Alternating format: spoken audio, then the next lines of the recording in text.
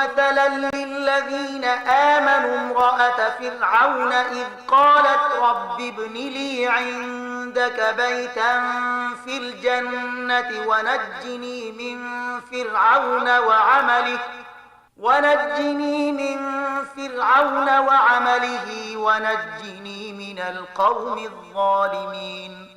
او د مؤمنانو په باب الله د فرعون د ښځې مثال وړاندې کوي کله چې هغې دعا وکړه چې ای زما ربه زما لپاره له خپل ځان سره په جنت کې یو کور جوړ کړه او ما د فرعون او د هغه له عمل نه وژغوره او له ظالم قوم نه ماته نجات راکړه.